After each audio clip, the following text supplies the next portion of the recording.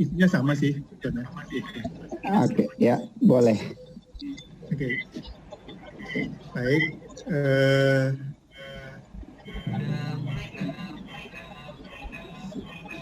Boleh mulai.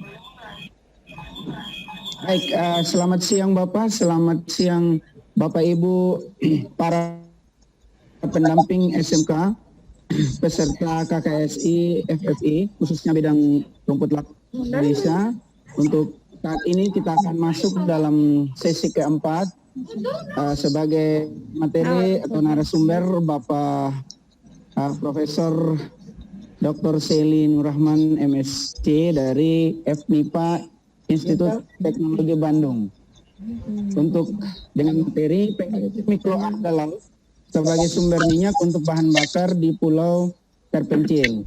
Untuk itu waktu sepenuhnya kami berikan kepada Bapak Prof untuk menyampaikan pemaparan materinya. Kepada Bapak kami persilakan. Baik, terima kasih Pak Obed. Selamat siang. Assalamualaikum.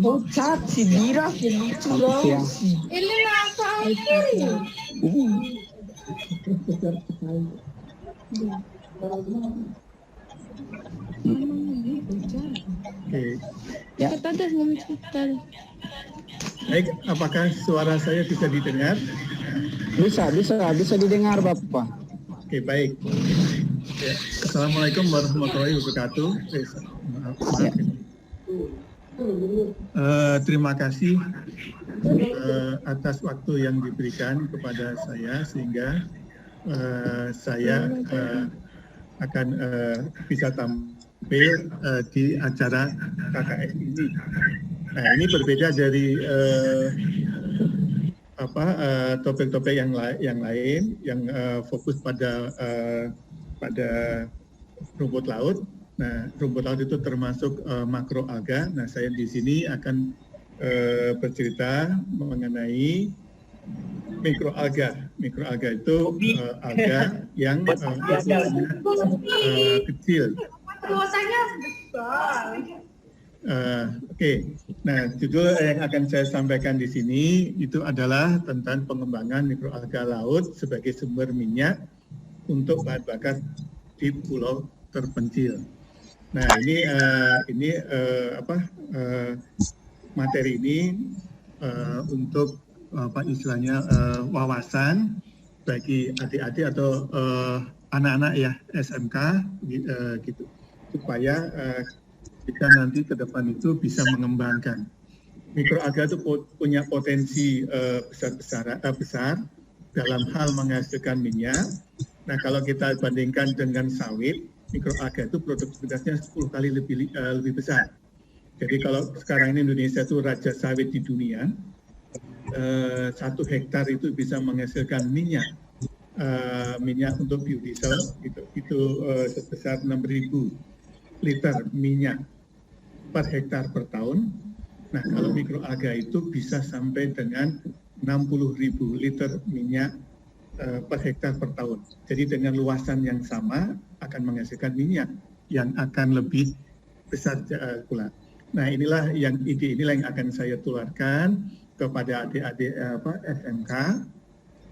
Kemudian nanti kita akan bisa mengembangkan itu di daerah-daerah terpencil ya.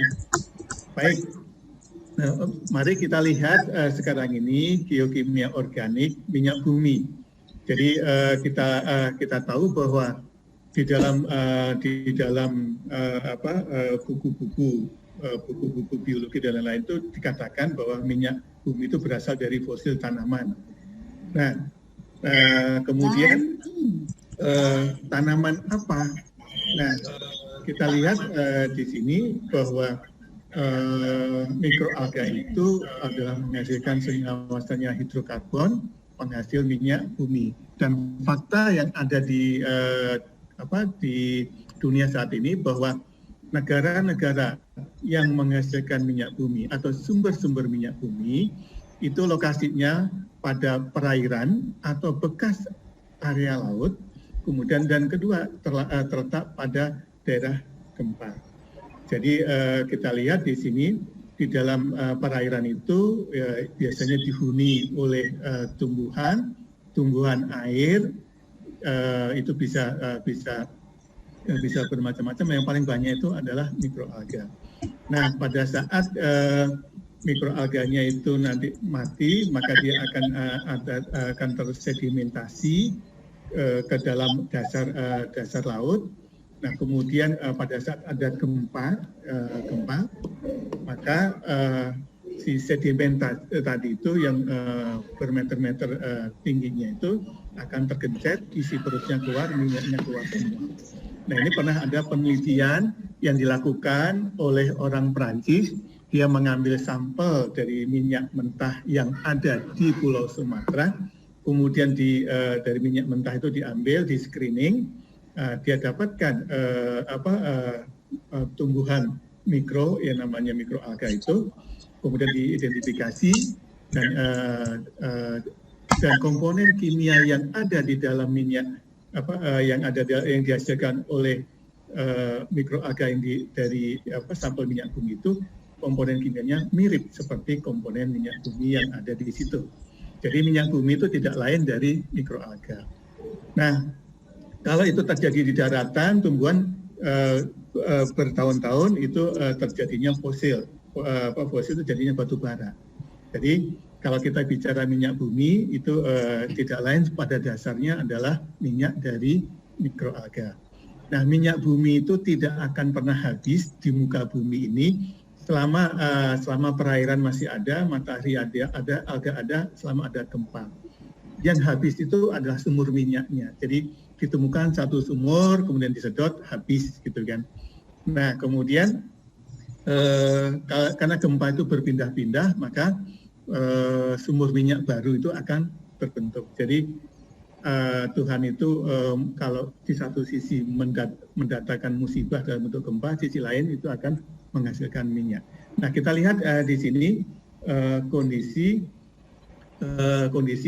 sebaran minyak bumi itu kan yang ada di Indonesia. Nah, kita lihat ini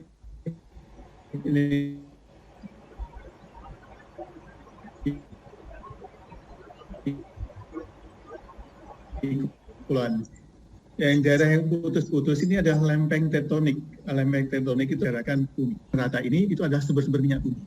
Jadi makin banyak misalnya gempa gitu kan di daerah pergerakan lempeng tektonik gitu kan, maka akan banyak timbunan minyak itu kan, misalnya di Sumatera bagian barat itu dari ujung Aceh sampai Lampung kalau ada gempa, nanti di Sumatera bagian timur dari ujung timur itu sampai dari misalnya Lok Sumawe, kemudian Dumai, Pelaju dan lain itu ada sumber minyak. Nah, kemudian ke Kalimantan Timur akan minyak ada gempa itu kan, gempa dari arah Filipina dan lain itu akan ada timbunan minyak di situ. Kemudian di Blok Masela dan lain-lain.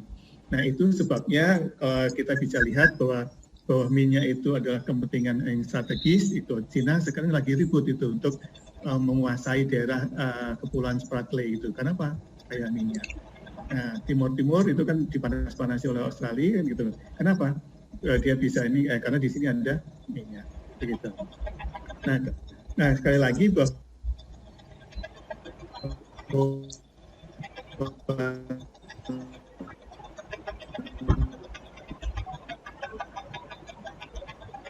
karena minyak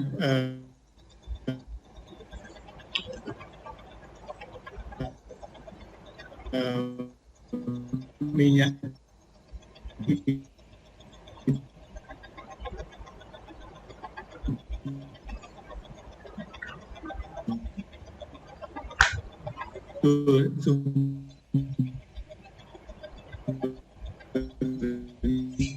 itu asalnya dari mikro kita enggak gitu. Sebenarnya itu ada sadar atau menempel yang tersebar mulai dari kawasan ekuatorial di khatulistiwa sampai di kutub. Jadi kalau sehari-hari, misalnya kalau Anda lihat kolam, hari ini kolam warnanya jernih, bening, besok berubah menjadi hijau. Nah, di dalamnya alganya tumbuh, alga hijau. Kalau warnanya biru ya alga biru. Kalau alganya merah, dia akan tumbuh menjadi warna merah. Makanya kalau ada telaga warna yang berubah-ubah warnanya itu mencirikan di perairan tersebut itu ada karakter alga yang bermacam-macam. Nah, bentuk sel dari alga itu seragam atau disebut unisel. Dia bisa hidup sebagai individu ataupun berkoloni.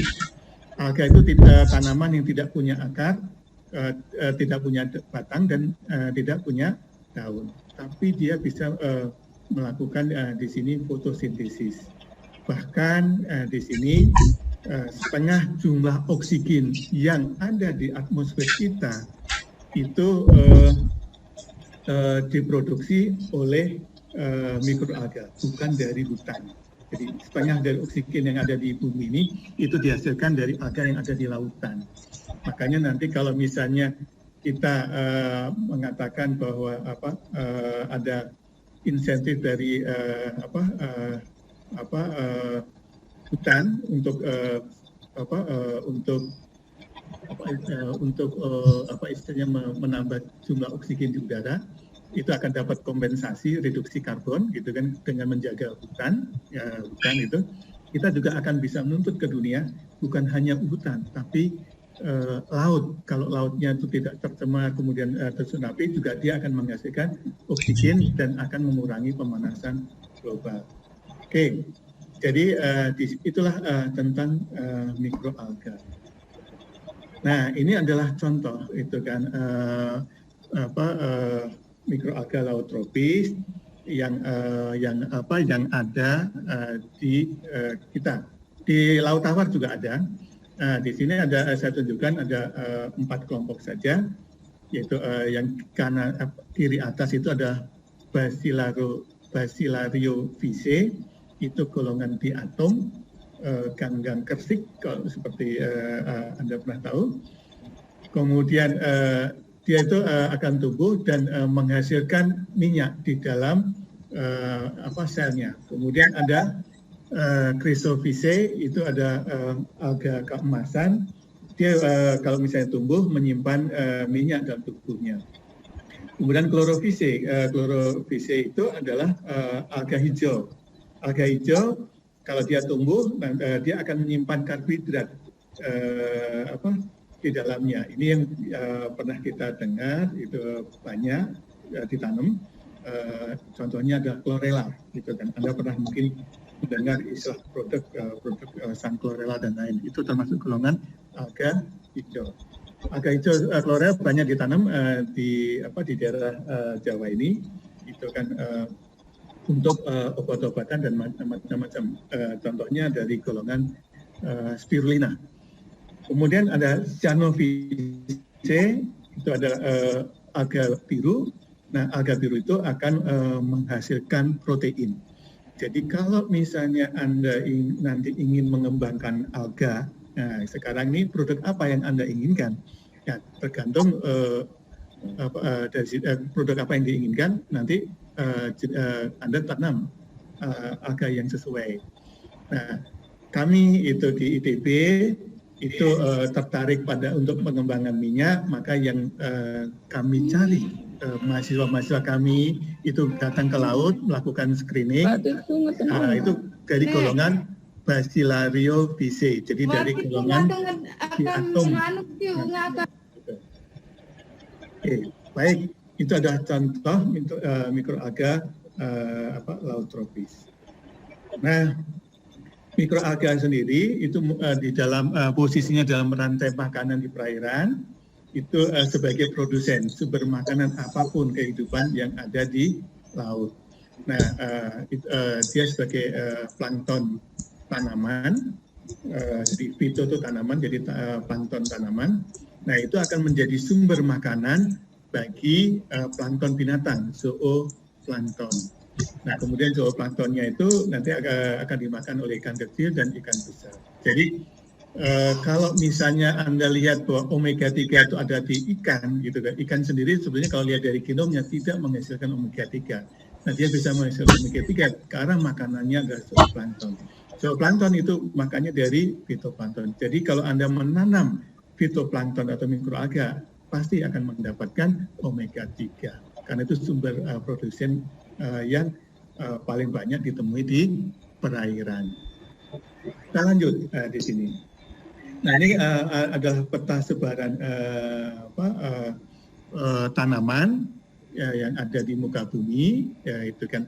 Jadi tanaman darat itu hijau di sini. Nah, laut itu menguasai. Jadi bumi ini 70% itu isinya laut. Nah, ini ada laut dangkal dan ada laut yang dalam, yang birunya dalam. Nah, Anda lihat di daerah hijau-hijau di sini, gitu kan, itu adalah sebetulnya potret itu dari klorofil yang dihasilkan oleh mikroalga. Nah, klorofil itu bisa berfluoresensi. Jadi kalau dalam keadaan gelap, itu mikroalga di laut itu bisa, kalau misalnya densitasnya tinggi bisa dilihat dari satelit. Ini saya ambil gambar dari fotonya NASA sekitar bulan Desember. Jadi kita lihat bahwa oksigen di sini itu kan orang pemanasan global itu karena ada CO2 bisa diturunkan karena ada proses fotosintesis, dan orang saat ini baru berfokus pada daratan, padahal laut. Jadi kita bisa mengajukan klaim bahwa dengan melaskan laut berarti turut juga menurunkan kadar CO2 yang ada di udara. Kita bisa nuntut itu kan, misalnya pajak reduksi karbon karena kita menjaga laut. Nah, ini alga di laut, dia tumbuh bermacam-macam. Dia bisa tumbuh di permukaan sublitoral atau di pinggiran di situ litoral. Ada juga bisa juga tumbuh di kedalaman. Nah, ada rekan saya di Lampung, namanya Dr. Endang, dosen dari Universitas Lampung, pernah melakukan penyelaman di Selat Sunda. Ini dekat Krakatau situ, kedalaman 1000 meter, ternyata ada kehidupan, dan bahkan alga juga tumbuh di dalam kedalaman 1000 meter di situ. Karena dia menggunakan panas bumi, jadi kawah gunung berapi yang di bawah laut itu untuk sumber cahaya di situ, dan dia bisa tumbuh. Jadi alga itu di lautan itu bisa tumbuh di berbagai macam kedalaman. Nah, alga tumbuh itu bisa memerlukan sinar matahari. Nah, ini saya akan cerita sedikit alga yang berada di perairan dangkal di sini. Nah, kita lihat di sini sinar matahari mulai dari sinar tampak, kemudian IR dan UV. UV itu panjang gelombangnya 200 nanometer, kemudian IR panjang gelombangnya 800, sinar tampak itu sekitar di sini 300 sampai dengan 700, ini sinar tampak. Di mana dalam sinar tampak itu tanaman-tanaman itu bisa menangkap sinar matahari, kemudian menggunakannya untuk fotosintesis, menghasilkan karbohidratnya untuk sumber energi sehingga tanamannya itu bisa hidup. Nah, ini adalah khasnya. Nah, di perairan kita itu diatom itu bisa tumbuh sampai kedalaman 300 meter. Laut Jawa itu termasuk golongan laut yang dangkal, itu tidak sampai 100 atau 200 meter kedalamannya, sehingga sebetulnya Laut Jawa itu tempat yang cocok untuk misalnya pertumbuhan diatom di situ. Nah, bagaimana terjadinya fotosintesis? Nah, kita lihat ini adalah foto diatom. Nah, Anda lihat ini yang warna-warna di sini, ini adalah tetesan minyak yang disimpan oleh diatom itu untuk sumber makanannya dia. Jadi kalau misalnya suatu saat musimnya gelap, matahari nggak masuk, dia butuh makanan. Nah, dia mengambil sumber energinya dari tetesan minyak di situ. Miriplah kelapa. Kelapa menyimpan sumber cadangan makanannya dalam bentuk minyak. Tapi singkong itu dalam bentuk karbohidrat. Nah, ini diatom itu menyimpannya minyak. Nah, kemudian ini kalau misalnya kita ambil, kemudian kita foto SEM, nah ini gambarnya. Nah, diatom itu cangkangnya terbuat dari silika, jadi keras di situ.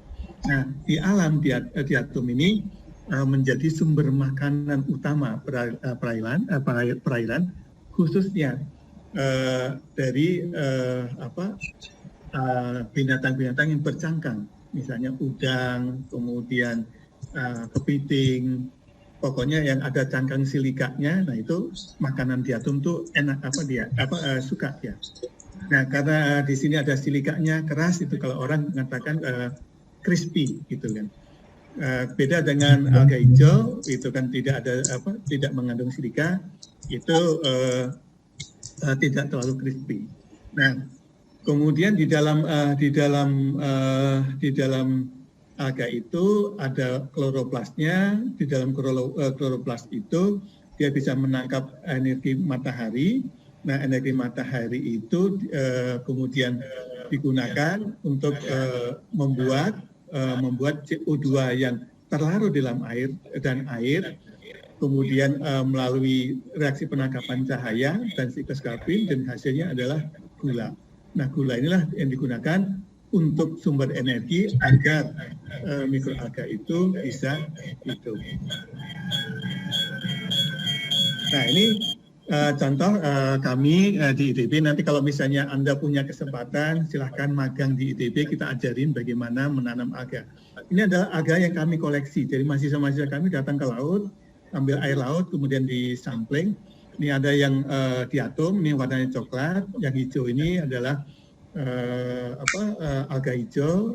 Ada dua yang kita punya di sini, ada chlorella dan nanochloropsis. Nah, kita juga punya alga merah. Jadi kalau misalnya tiba-tiba laut itu menjadi merah, nggak usah takut, itu ada alga merah yang tumbuh. Karena kondisi pada saat alga merah itu, kondisi makanannya yang dapat tumbuh banyak adalah alga merah. Kadang-kadang laut juga bisa berubah menjadi hijau, yaitu alga hijau. Dan juga bisa jadi laut itu berubah warnanya jadi coklat. Bukan berarti darahnya tidak ada industri, tapi warnanya coklat. Itu bukan polusi, tapi karena ada blooming alga diatom di situ. Ini adalah contoh alganya. Nah, alga ini kalau di laboratorium ditanam boleh di botol-botol, kemudian kalau di luar bisa ditanam di dalam bentuk kolam atau dalam bentuk kolom-kolom. Nah, keunggulan dari mikroalga itu adalah pertumbuhannya sangat cepat. Kita tanam hari ini, seminggu kemudian sudah panen. Kandungan minyaknya tinggi, itu hingga sampai 70% dari berat keringnya, dan memiliki kapasitas menyerap karbon dioksida sangat tinggi. Ini untuk karbon kredit selain hutan, tadi yang sudah saya ceritakan tadi. Nah, ini sebetulnya kalau kita kembangkan mikroalga ini, itu sebetulnya bagus karena dia tidak bersaing dengan pangan. Sebetulnya kalau digunakan untuk pangan bagus sekali gitu kan. Cuman saya katakan di sini tidak bersaing dulu lah dengan pangan karena sudah ada minyak yang ada di daratan.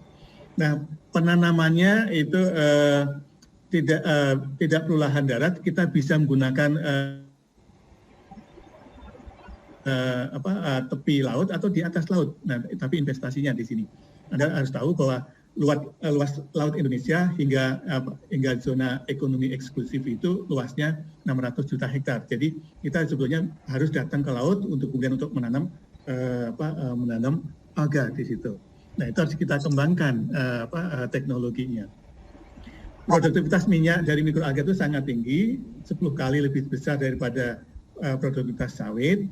Jadi kalau misalnya nanti kita nanam di laut gitu kan, nanti minyak yang di sawit itu akan tersaingi gitu ya. Nah, kalau kita ini kembangkan alga itu di daerah-daerah di tepi luar Indonesia, Berarti kalau kita kembangkan di sana pasti ada orang yang jaga, gitu kan.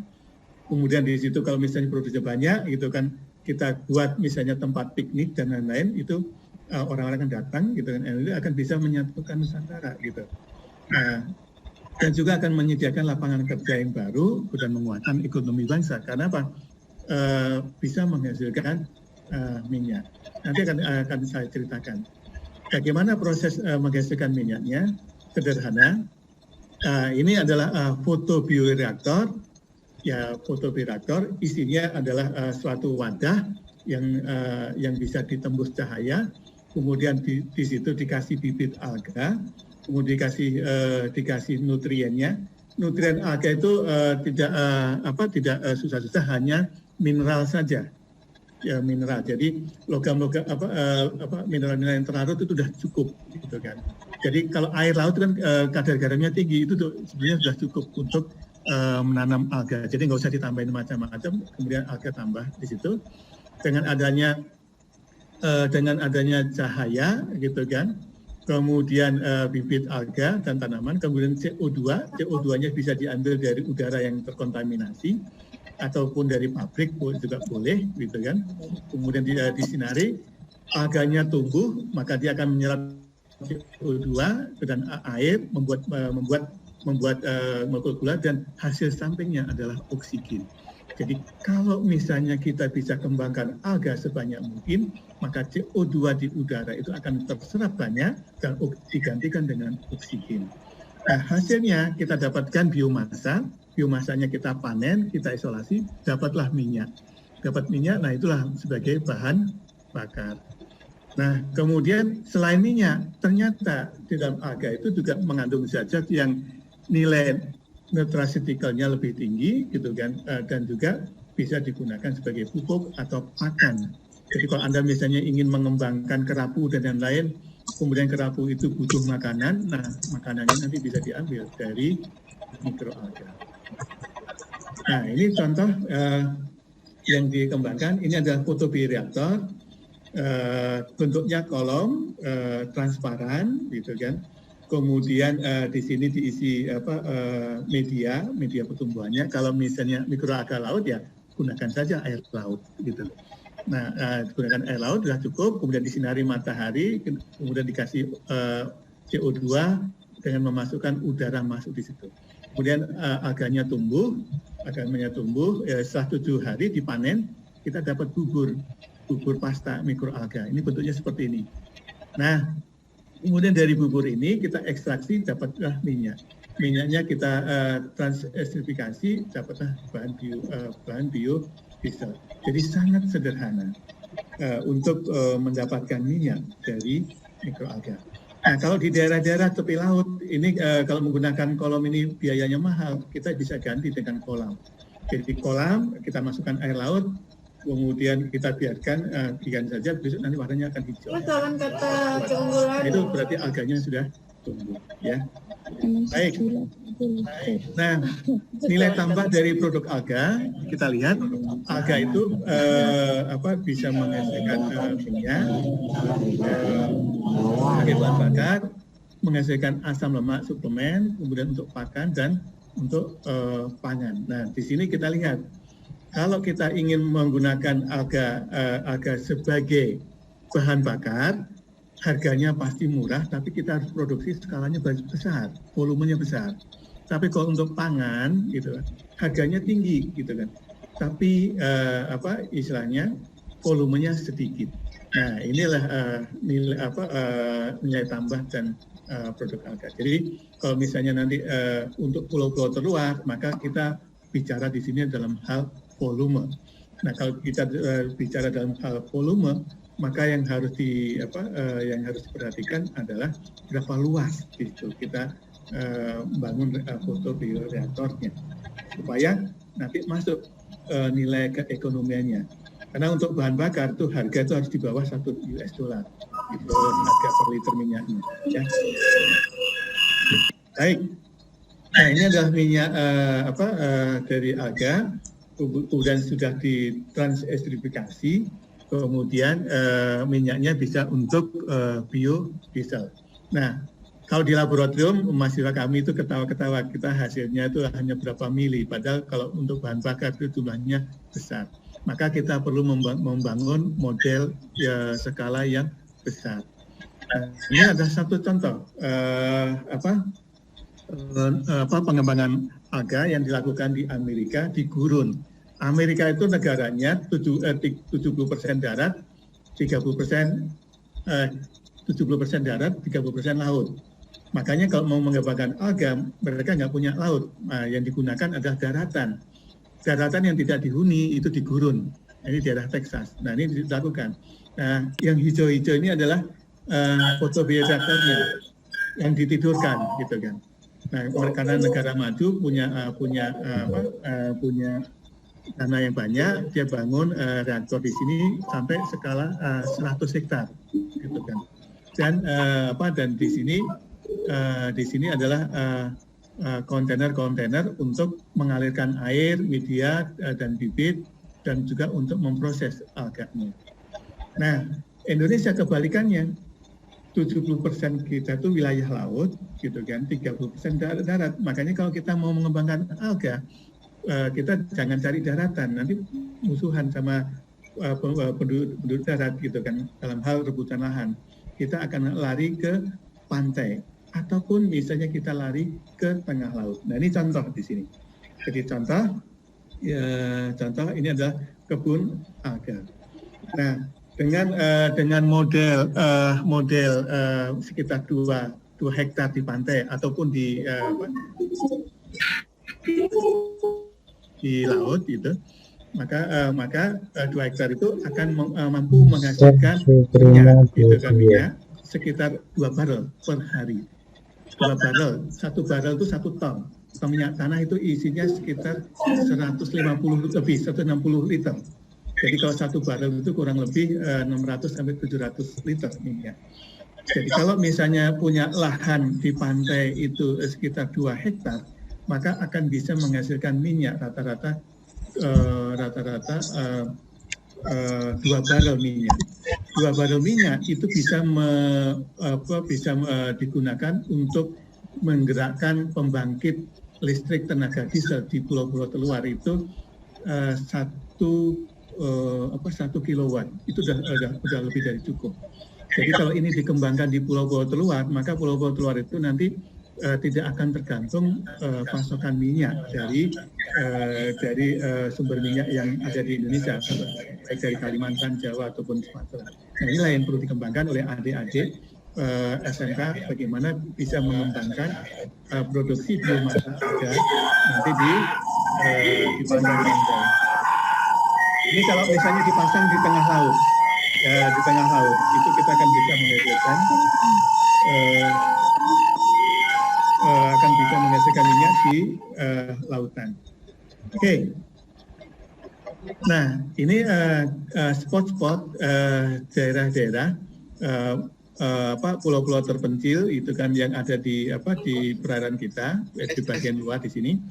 Nah, kalau misalnya kita lihat di sini, ini adalah kawasan potensial di mana kita bisa mengembangkan alga. Karena dia tumbuh perlu air, kalau kita tanam di laut, maka kita tidak akan rebutan air, tinggal sedot saja air laut. Nah, ini adalah daerah-daerah potensial yang bisa dikembangkan untuk mengembangkan mendapatkan biomasa mikroalga, bubur mikroalga untuk sumber minyak. Yang saya tandai ini karena termasuk golongan laut dangkal. Nah, daerah dari sini ini tidak bisa karena laut dalam. Jadi laut Banda itu termasuk golongan laut dalam. Kalau misalnya laut Arafura itu laut dangkal, itu kita bisa mengembangkan alga. Oke, kalau enggak tepi pantainya juga bisa digunakan. Ya. Saya akan cerita sedikit. Ini tidak ada kaitan dengan alga, tapi secara langsung. Tapi saya lihat. Kita lihat di laut, alga itu tumbuhnya bagaimana? Dia akan tumbuh kalau ada arus laut yang membawa makanan. Jadi kita lihat di sini Selat Karimata, dia itu membawa makanan, mineral-mineral dari sungai-sungai benua. itu Sungai Mekong yang ada di Vietnam, kemudian sungai yang ada di Thailand itu membawa mineral masuk ke Selat Kalimantan. Nah, kemudian arus bawah yang membawa mineral dengan arus atas yang hangat. Nah, di pertemuan disitulah alga tumbuh. Nah, disitulah akan kita lihat. Nah, pada bulan Oktober sampai dengan April, arusnya itu membawa mineral dari sungai-sungai benua masuk ke Selat Kalimantan, kemudian diteruskan, kemudian sampai ke Selat Banda. Jadi makanan alga di sini, sumber mineralnya sebetulnya berasal dari sungai-sungai atau mineral-mineral dari sungai-sungai benua, begitu. Nah, kita lihat di sini pada bulan-bulan Desember sampai dengan bulan-bulan Februari, Laut Jawa di sini keruh, gitu kan? Karena apa? Aliran lautnya ke sana. Dia menjadi pupuk bagi Laut Banda, di mana nanti di sini akan terjadi blooming alga itu sekitar bulan Juni. Nah, di bulan Juni di situ banyak alga, dan di situ banyak makanan, dan di situ banyak ikan-ikan yang besar yang biasa hidup di Laut Samudra Pasifik itu bertelur di sini pada bulan-bulan Juni. Ini ada cerita kenapa dia bisa bertelur dan di situ, karena apa? Alganya banyak, makanan banyak gitu.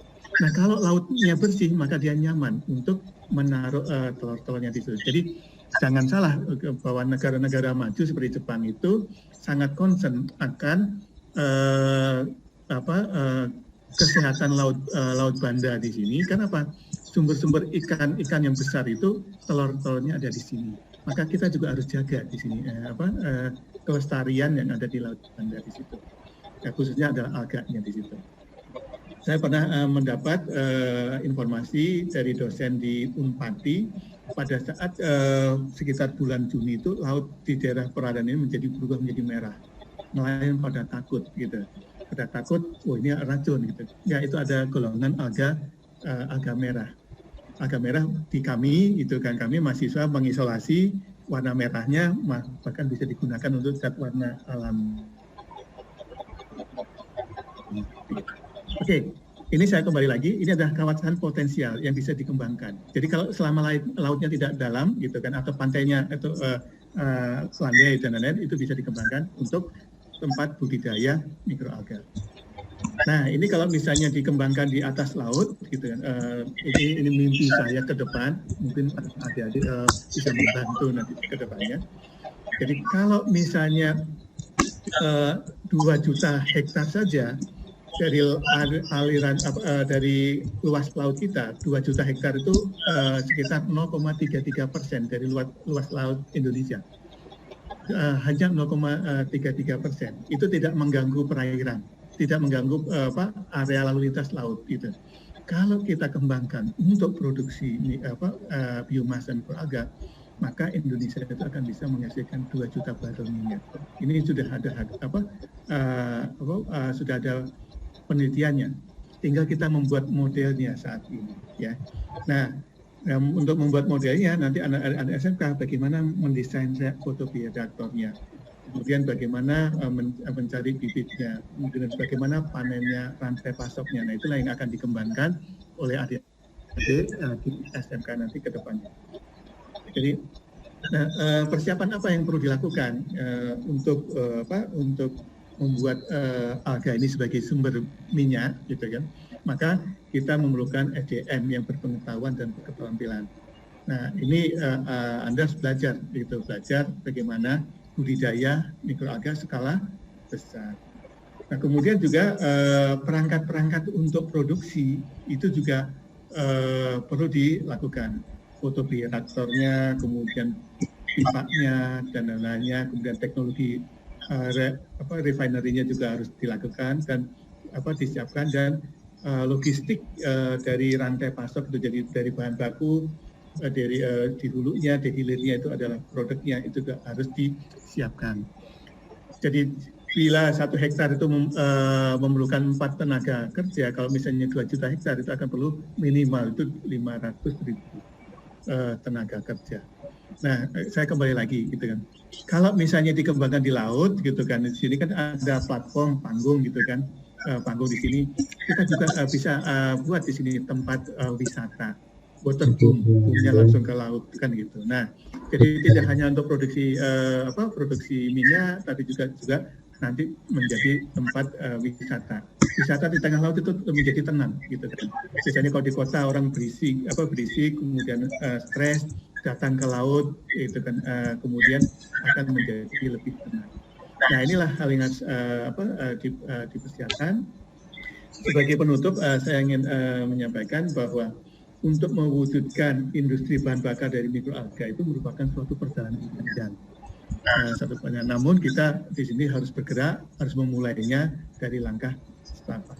Oke, saya akan akhiri presentasi saya dengan pesan bahwa mari kita lestarikan laut Indonesia dengan cara tidak menjadikan laut sebagai kolam sampah raksasa. Jadi jagalah laut. Terima kasih atas perhatian. Pak, selamat siang. Ya. Mau bertanya, nama saya Muhammad Rivaldo, asal sekolah dari SMKN 1 Karimun Jawa. Mau bertanya itu yang menghasilkan minyak itu jenis apa ya Pak? Sama peralatan dan bahan-bahannya itu apa gitu Pak? Secara terperinci gitu Pak, agar kami bisa mempraktekannya. Terima kasih. Oke, baik. Oke.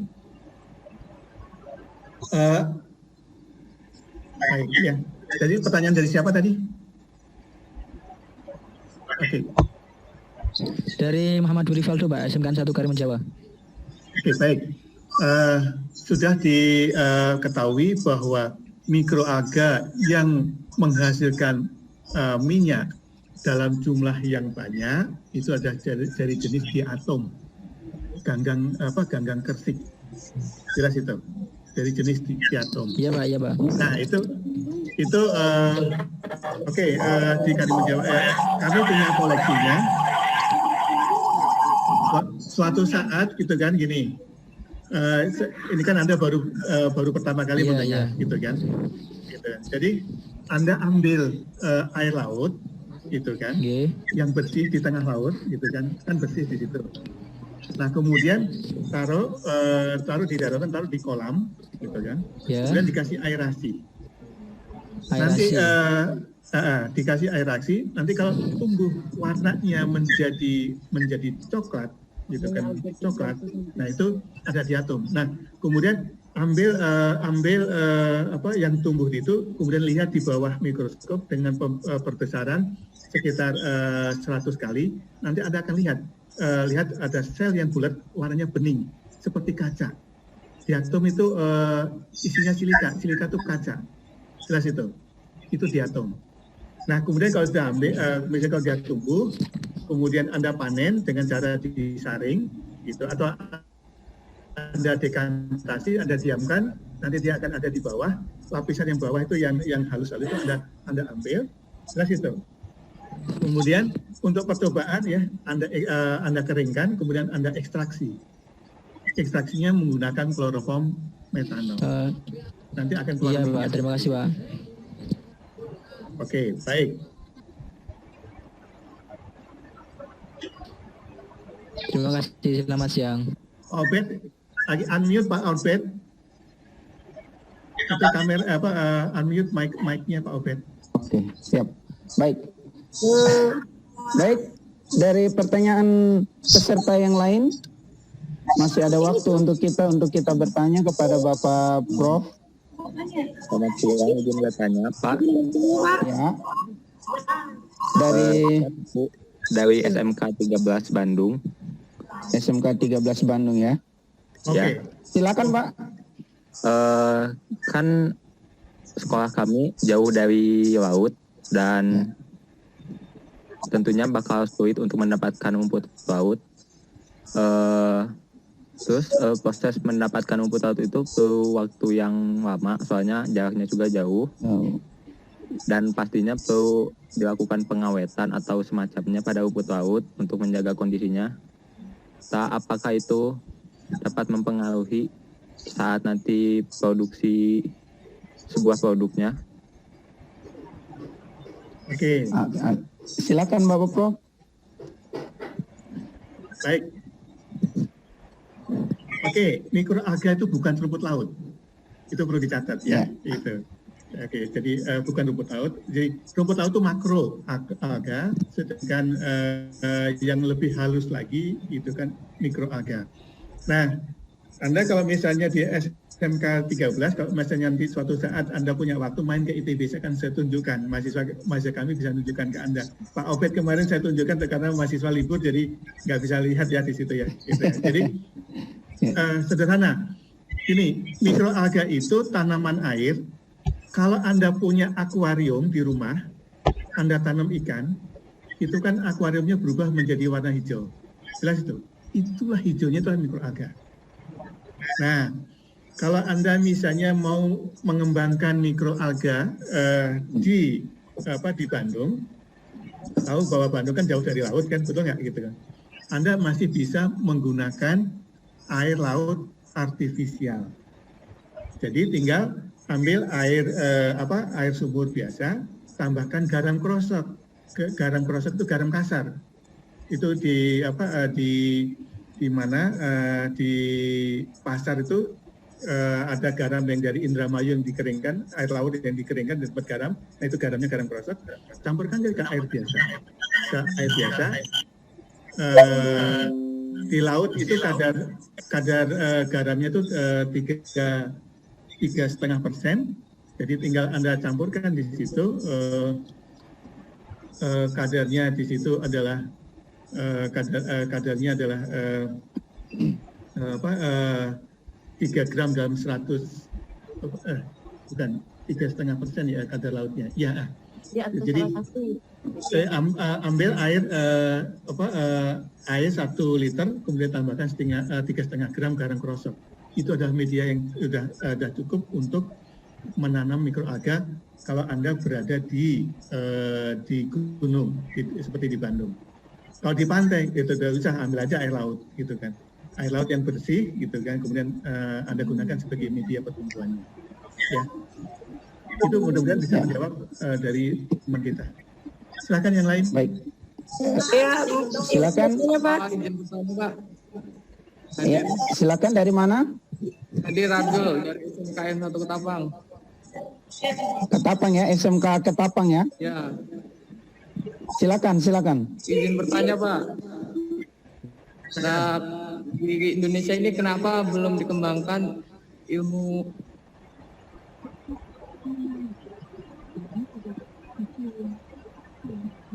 Halo? Di unmute dulu, Ajrul di unmute dulu. Iya. Ajrul, Halo?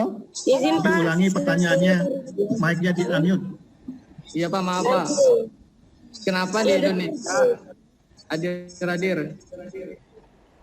Kenapa di Indonesia belum dikembangkan ilmu minyak alga ini?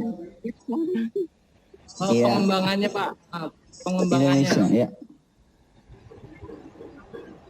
Masalahnya di mana ini? Ya, penelitian mikroalga itu baru mulai tahun 2000-an, jadi belum banyak peneliti termasuk SMK yang tahu, gitu kan? Sehingga penelitiannya sedikit. Oh, iya. Nah, dengan Anda tahu sekarang Anda boleh praktek, gitu kan? Boleh praktek. Nanti kalau semua SMK mencoba menanam, nanti akan menjadi kekuatan itu. Luar biasa. Oke, silakan dari peserta yang lain untuk bisa bertanya Izin kepada bertanya Bapak SMK Prof. 1 Maluk Pak, mau tanya. SMK Maluk ya? Iya. SMK Negeri 1 Kampung Barat Laut. SMK 1 Maluk mau tanya Pak. Bertanya. Silakan. SMK SMK Negeri 1 Kampung Barat Laut. Bertanya. SMK Ampang Barat Laut. Silakan SMK Maluk duluan, nanti baru SMK Ampang Barat Laut. Silakan.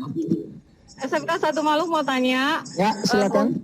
untuk menghasilkan alga menjadi minyak itu, apakah bisa menggunakan alat-alat tradisional atau alat-alat rumah tangga yang semacam manual lah gitu, belum sekedar untuk coba-coba atau meneliti untuk ke anak didik ini. Itu saja. Terima kasih. Dilanjutkan dengan SMK Ampang Barat Laut. Silakan supaya nanti Bapak langsung menjawab semuanya. Ini cara nggak tahu. SMK ini. Halo? Halo? Halo. Dari Ampang Barat Laut. Gimana? Baik, sambil menanti, silakan Bapak Prof bisa menjawab dari SMK peserta dari SMK 1 Maluk tadi. Oke, baik. Sangat bisa. Bahkan sekolah-sekolah pesantren di Sukabumi itu sudah memproduksi alga. Coba lihat di internet dengan kata kunci spirulina. Itu contoh mikroalga yang sudah banyak dikembangkan di daerah Jawa Barat dan Jawa Tengah. Itu ada alga air tawar. Jadi di situ dikembangkan dalam bentuk botol-botol kecil gitu atau kolam-kolam kecil. Nah itu sangat bisa dilakukan, ya. Nah itu lihat di YouTube nanti dan kata kunci itu kan spirulina, gitu. Jelas. Baik. Silakan peserta yang lain. SMK Tual Maluku.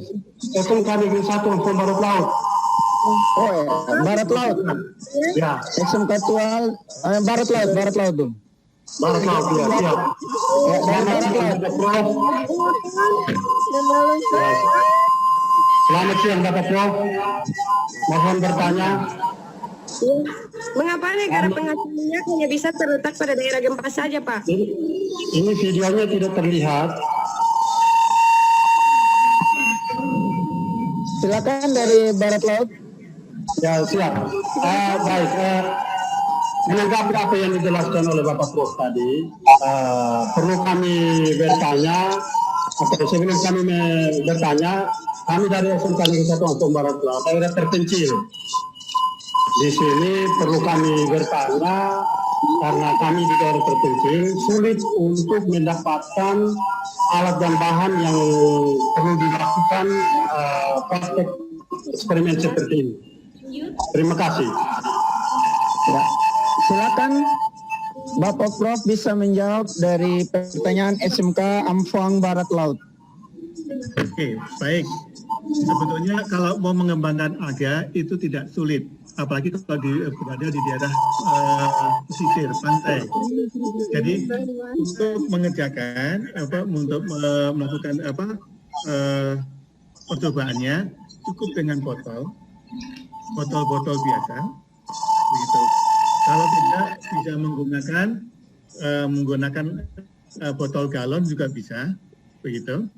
Gunakan medium pertumbuhannya adalah air laut, gitu. Nah kalau misalnya mengambil air laut yang airnya subur, di dalamnya sudah mengandung mikroalga. Nah kemudian tinggal diberi sinar, diberi lampu neon, kemudian dikasih udara. Memasukkan udara ke dalam itu bisa menggunakan pompa akuarium. Jadi alatnya hanya galon, kemudian selang dan pompa akuarium. Jadi mirip seperti kita menanam punya akuarium saja, situ. Nanti akan tumbuh alganya. Nah tumbuh, kemudian dia akan menempel. Ada di dasar. Nah kemudian kalau waktu panen buang airnya, kemudian nanti kita akan dapat endapan yang berlendir. Nah endapan yang berlendir itu adalah bubur dari mikroalganya. Itu nanti bisa dipakai. Ya. Nah kalau misalnya kita biasanya kalau lautannya air sebagai medianya kekurangan nutrien, tambahkan sedikit nitrogen yang berasal dari pupuk urea atau pupuk amonium sulfat. Saya ingin bertanya. Gitu. Pak, saya izin bertanya. Sumber makanan. Izin bertanya, Pak. Pak, izin bertanya, Santi dari SMK Maluk. Tanya Pak. Oke, silakan dari SMK Maluk, silakan. Baik, rupanya ini sangat menarik Bapak Prof. Jadi seluruh peserta ini ingin bertanya. Silakan. Satu-satu ya. Satu-satu ya. Saya Pak. Ya, Ya, saya Pak Santi dari SMK 1 Maluk. ya Santi. Silakan. Pak, apakah mikroalga itu hanya didapatkan di air laut saja? Kalaupun ada di air tawar, itu jenisnya berbedakah dari air laut?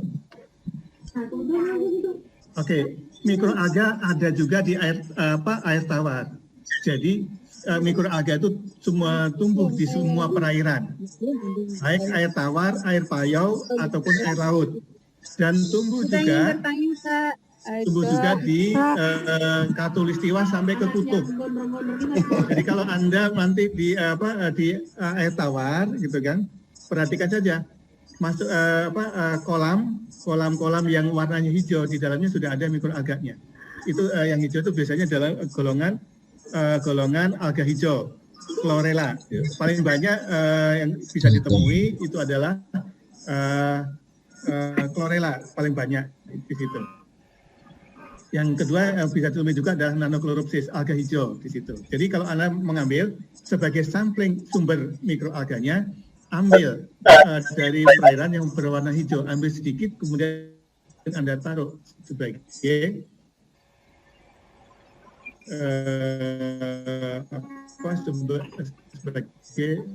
sumber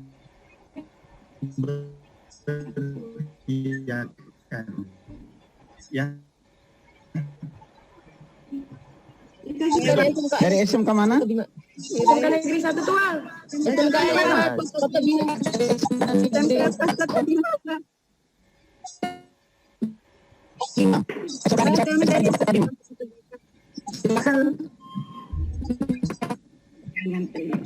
Halo. Pak, SMK Negeri 6 bertanya Pak. Silakan. Kota Bima Pak ingin bertanya.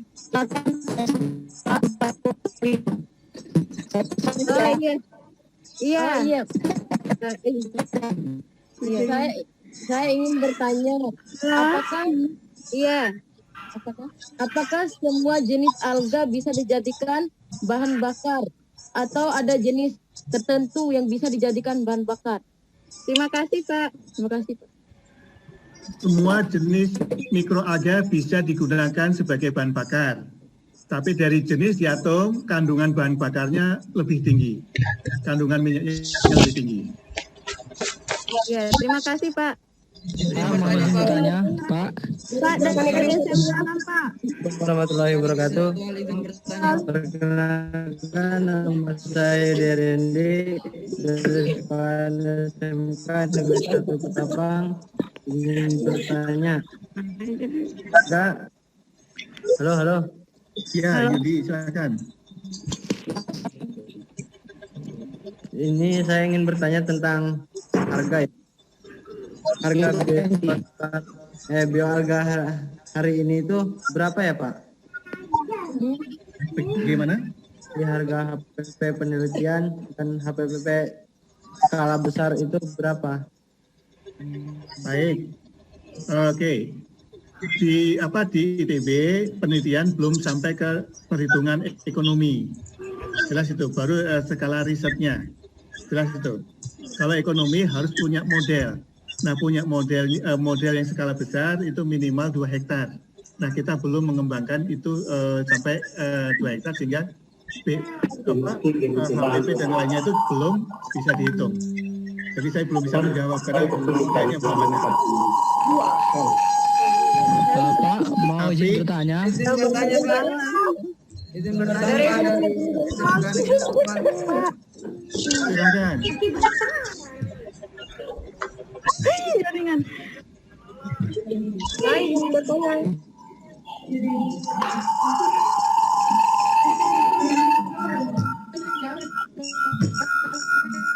Silakan yang bertanya. Pak, mau bertanya. Pak, mau izin bertanya, Pak. Pak, saya dari SMK mau bertanya. Mau bertanya. Oke, hati ini dari Tual, silakan.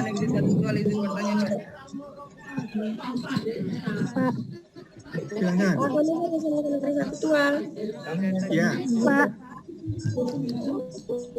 Pak, saya ingin bertanya. Silakan.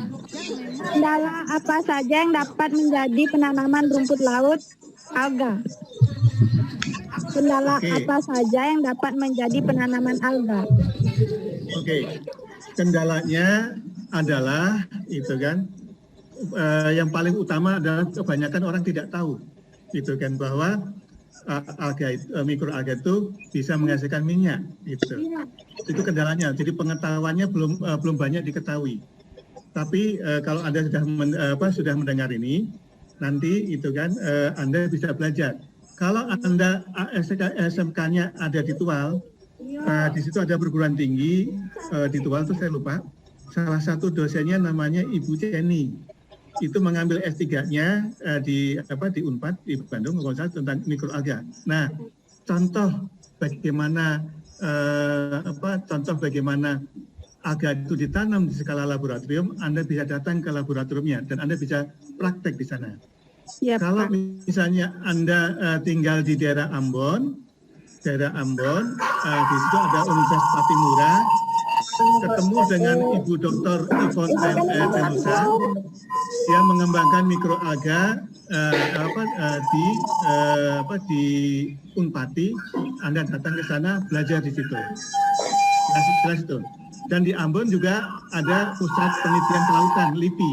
Anda juga bisa belajar di situ. Tapi saya anjurkan Anda datang ke Universitas Patimura, ketemu dengan Dr. Yvonne Telusa. Dia mengambil S3-nya di ITB, saya menjadi pembimbingnya, dan dia mengembangkan alga itu di Ambon. Jelas itu. Nah, kalau di Lampung itu ada Anda di Universitas Lampung itu Ibu Niluh, itu juga belajar mikroalga. Jadi kalau saya jelaskan kan nggak bisa kebayang, nggak bisa Anda bayangkan. Kalau Anda dekat dengan universitas itu, datang saja ke universitasnya, kemudian tengok, dan Anda tinggal praktekkan, duplikasi. Jelas di situ. Nah, suatu saat saya bisa ngajarin Anda kalau ada kesempatan, kalau misalnya COVID-nya sudah selesai, saya akan ajarin bagaimana menanam alga, bagaimana melakukan screening alga dari laut lepas. Jadi laut lepas kita ambil sampling, kemudian kita tanam itu alganya, kemudian kita lihat di bawah mikroskop. Nah, Anda nanti bisa bekerja di situ, ya? Ya, Pak. Makasih, Pak. Iya, sama-sama. Izin bertanya, Pak. SMK Negeri 1 Tual izin Ya, bertanya, oke. Pak. Silakan dari Tual. Apakah mikroalga bisa digunakan pada mesin transportasi? Dan apakah sudah dimanfaatkan pada kendaraan transportasi di Indonesia? Di Indonesia belum, tapi hasil penelitian dalam skala besar yang dilakukan Amerika itu bahwa minyak alga itu bisa menggerakkan kapal perang. Jadi bahan bakar dari kapal perang bisa dicampur 50-50, 50 dari minyak bumi, 50 dari mikroalga, dan itu berjalan dengan baik. Artinya tidak ada gangguan di mesin di kapal perangnya, itu sudah diuji coba. Di Indonesia belum dicoba karena apa? Yang produksi minyak dari alganya belum ada. Ya, terima kasih, Pak. Pak, izin bertanya dari SMKN Karimun Jawa. Proses fermentasi ekstraksi dari mikroalga itu bagaimana ya, Pak? Secara terperincinya, Pak. Oke. Ini kalau misalnya skalanya besar, kalau Anda punya biomasanya besar, biomasanya banyak, misalnya Anda punya 100 kilo, itu kan bubur mikroalga, keringkan dengan cara dijemur. Iya. Keringkan dengan cara dijemur sampai kering. Nanti kalau sudah kering, masukkan satu wadah, cukup di pirolisis. Ini seperti membuat minyak dari kopra. Kelapanya dikeringkan sehingga menjadi kelapa kering. Iya. Kemudian dipanaskan, itu namanya pirolisis, minyaknya akan keluar dengan sendirinya. Itu kalau Anda punya biomasa alganya skalanya banyak, besar, skala industri. Jelas tuh. Kalau misalnya cobanya sedikit, nggak usah dikeringkan, cukup Anda ekstraksi menggunakan pelarut kloroform dengan metanol. Anda ekstraksi, jadi ekstraksi nanti minyaknya akan keluar, kemudian pigmennya akan keluar. Jelas itu? Iya Pak, jelas Pak. Metode ekstraksi.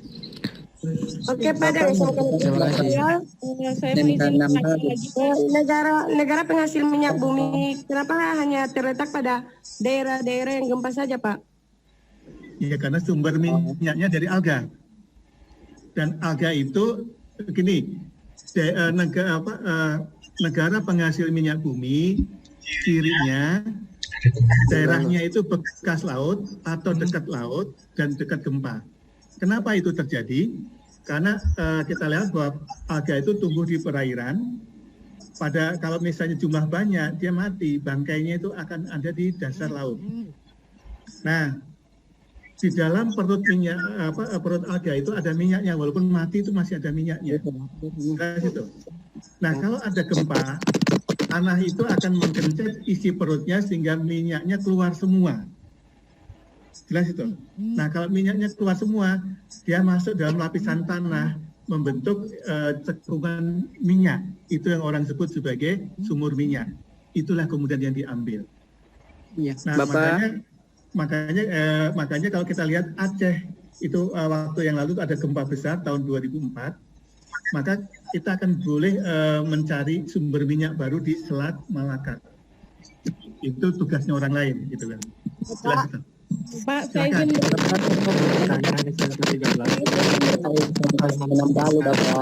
Bapak. Pak, Silakan. saya izin bertanya nanti dari SMK 1 Malu. Saya mau nanya seputaran rumput laut nih Pak. Kan biasanya di rumput laut itu ada lumut yang nempel nih Pak. Terus bagaimana cara kita mengatasi lumut yang menempel di rumput laut yang belum cukup umur panennya? Wah, ini saya tidak membahas rumput laut di sini. Ya kalau itu Izin bertanya. ya, Bapak dari SMK 6 Palu Bapak. ya silakan. Iya, Bapak saya mau bertanya, mengapa mikroalga lebih bermanfaat dari kelapa sawit? Dalam hal menghasilkan minyak, produktivitasnya lebih tinggi. Terus apa dari Bang? Kalau misalnya Anda punya lahan 1 hektar, setahun Anda tanami sawit hasilnya 6.000 liter, tapi kalau Anda tanami dengan mikroalga hasilnya adalah 60.000. Anda pilih yang mana? Mikroalga. Itu kuncinya di situ. Oh iya, makasih Bapak. Lanjut. Tanya Pak, dari SMK Perkenalan dan Kelautan Puger Jember. Silakan. Berjember. Juga mungkin pertanyaannya di situ ya.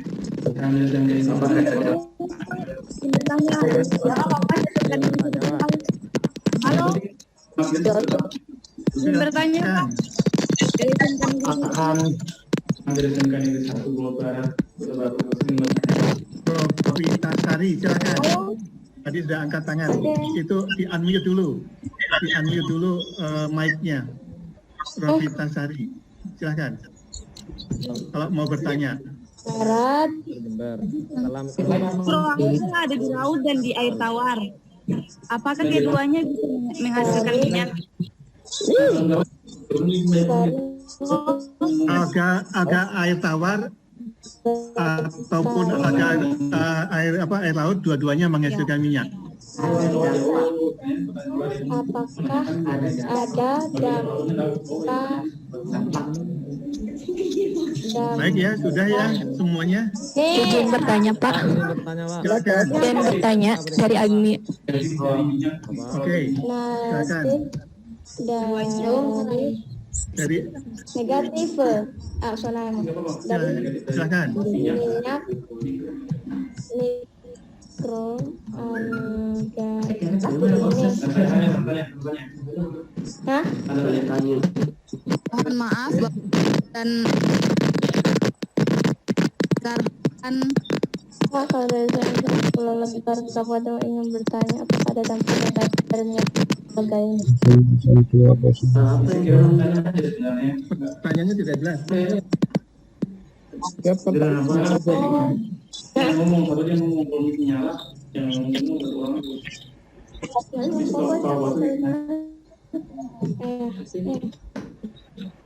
Halo Bapak, saya ingin bertanya dari SMK Perkenalan dan Kelautan Sumber. Selamat siang semuanya. Ya, kami selaku host dari SMK Negeri 4 Metro dengan berat hati karena waktu diskusi sudah lewat sangat panjang waktunya. Jadi kami mohon untuk dari SMK Pengampu, dari SMK 1 Mampu kan closing. Dipersilahkan SMK 1. Halo. Ya. Untuk pertanyaan nanti yang belum kebagian pertanyaan kepada narasumber, nanti bisa dilakukan di grup, bisa bertanya di grup, nanti kita teruskan ke para narasumber. Iya betul Pak. Jadi nanti ibu pendamping ataupun siswa-siswa yang masih ada pertanyaan nanti bisa didiskusikan di grup. Kemudian nanti dari pihak SMK 1 Mamboro akan meneruskan kepada Pak Dr. Zeli Nur Rahman, begitu. Oke, Pak Prof. Zeli Nur Rahman. Ya. Pak, permisi bertanya dulu Pak. Ini sangat luar biasa. Nanti pertanyaannya dikirim di WA grup yang siswanya atau pendampingnya? Ya bisa di WA grup pendamping, kalau WA grup siswa tidak masalah. Ya, yang penting pertanyaan ada dikirim ke dua-dua WA grup itu. Iya. Soalnya kemarin juga ada beberapa pertanyaan, bingung mau kirim di mana. Iya nanti karena waktunya sudah lewat. Ya, waktu sudah lewat, nanti bisa bertanya di grup ya. Baik ya. Ya. Baik. Pak Rahman dari SMK 1 Mamboro. Terima kasih pemateri Pak Zeli Nur Rahman pada hari ini. Terima kasih semua para peserta yang sudah hadir dan antusiasme yang sangat luar biasa. Semoga kita sehat selalu, dapat menyelesaikan kegiatan KKS ini sampai akhir. Saya ingin di sini. Ya, terima kasih akhir dari kegiatan ini. Terima kasih. Mohon maaf kalau ada kesalahan ya. Terima kasih Pak. Terima kasih Pak ilmunya. Terima kasih Pak. Assalamualaikum. Selamat siang. Assalamualaikum.